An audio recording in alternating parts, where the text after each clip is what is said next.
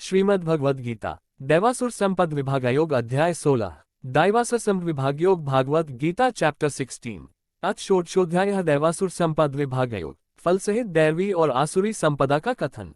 श्री भगवान उवाच अभय सत्त्वस्य शुद्धिर्ज्ञानयुग व्यवस्थिते दान दमश्च यज्ञश्च स्वाध्यायस्तपार्जवम् 16:1 भावार्थ।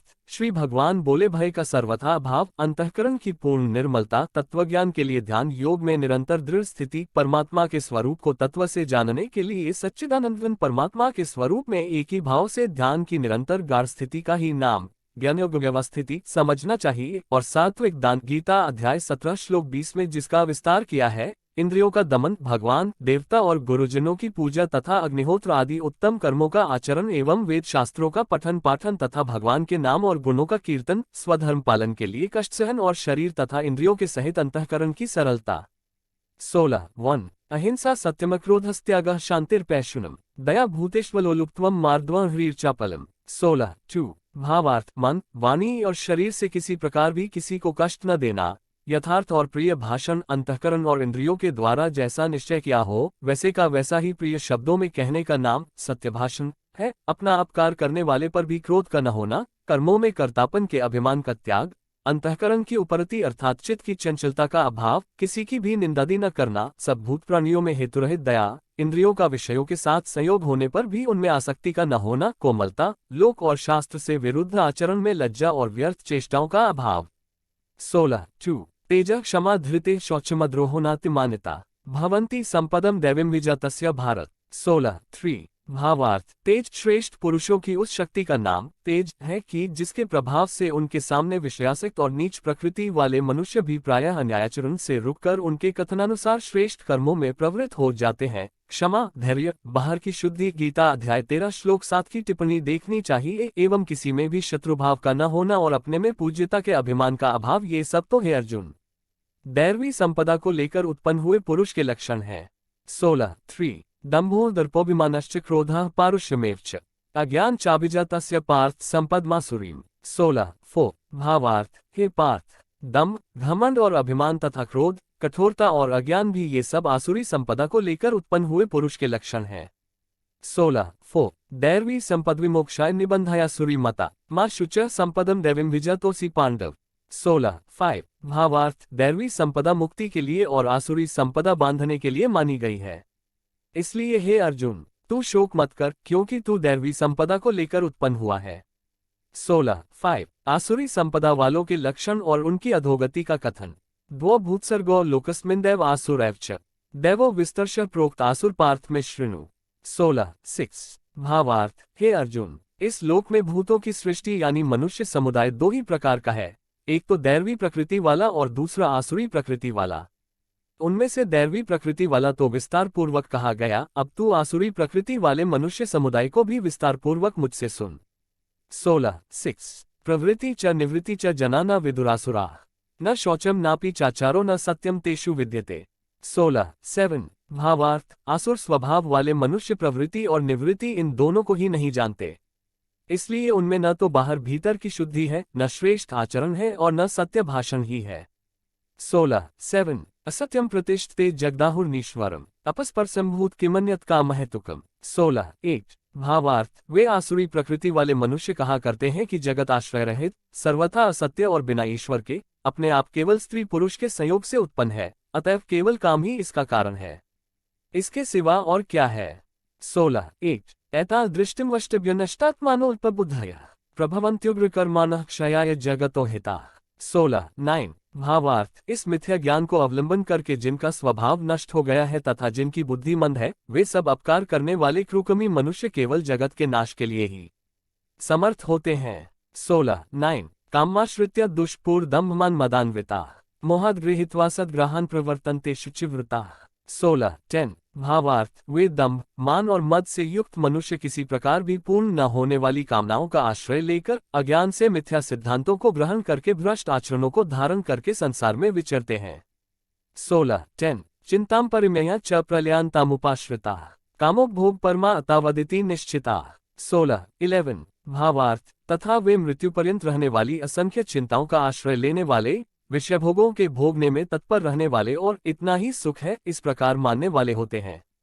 11 आशापाशस्तर बधा कामक्रोध प्रायणा इहंते काम भोगार्थमन्यायनार्थसंचयान।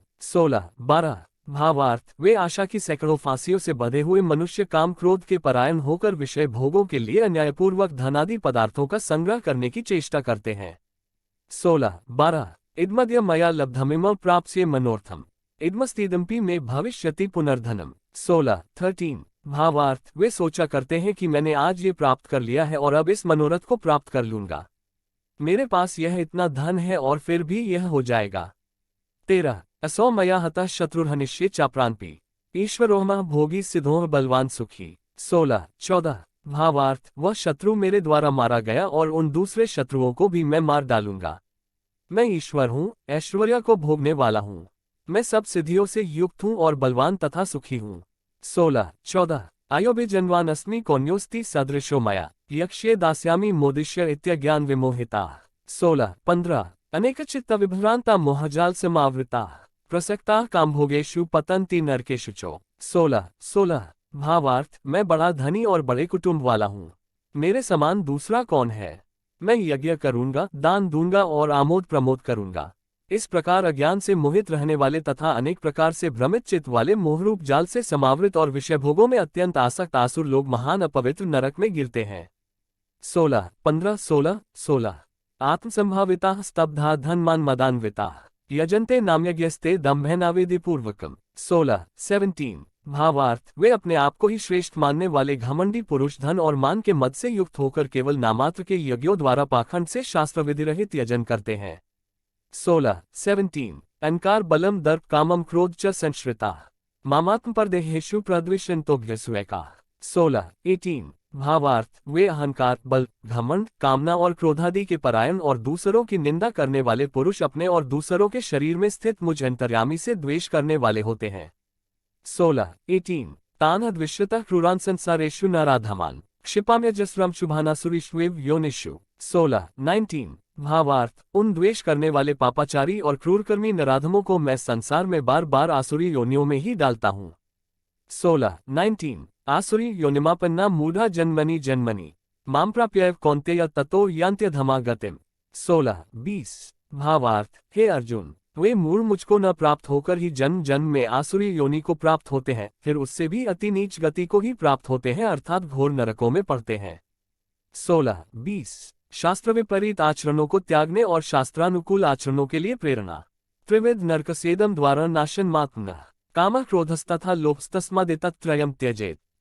21 भावार्थ काम क्रोध तथा लोभ ये तीन प्रकार के नरक के द्वार सर्व अनर्थों के मूल और नरक की प्राप्ति में हेतु होने से यहाँ काम क्रोध और लोभ को नरक के द्वार कहा है, आत्मा का नाश करने वाले अर्थात उसको अधोगति में ले जाने वाले हैं, अतएव इन तीनों को त्याग देना चाहिए।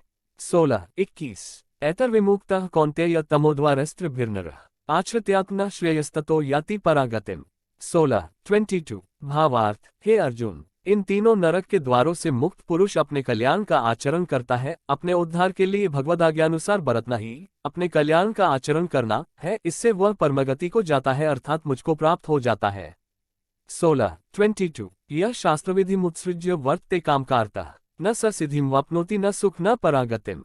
23 भावार्थ जो पुरुष शास्त्र विधि को त्याग कर अपनी इच्छा से मनमाना आचरण करता है वह न सिद्धि को प्राप्त होता है, न परमगति को और न सुख को ही। 23 तस्मात् शास्त्रम प्रमाणते कार्याकार्य व्यवस्थित ज्ञात्वा शास्त्र विधानोक्तम कर्म कर्तुमिहार्हसि। 24 भावार्थ इससे तेरे लिए इस कर्तव्य और अकर्तव्य की व्यवस्था में शास्त्र ही प्रमाण है, ऐसा जानकर तू शास्त्र विधि से नियत कर्म ही करने योग्य है।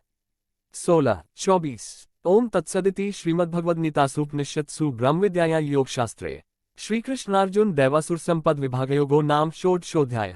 16 भावार्थ इस प्रकार उपनिषद ब्रह्मविद्या तथा योग शास्त्र रूप श्रीमद् भगवद गीता के श्री कृष्ण अर्जुन संवाद में पुरुषोत्तम योग नाम का 16वां अध्याय संपूर्ण हुआ। इस चैनल में ज्ञान का खजाना है जो अधिकांश ज्ञान और जानकारी प्रदान करता है जो किसी व्यक्ति के लिए खुद को सही ढंग से समझने और उनके आसपास की दुनिया को समझने के लिए महत्वपूर्ण है। जीवन के बारे में आपको जो कुछ भी जानने की जरूरत है वह इस चैनल में है, लगभग सब कुछ।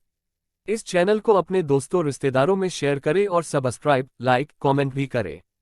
ओम नमो भगवते वासुदेवाय।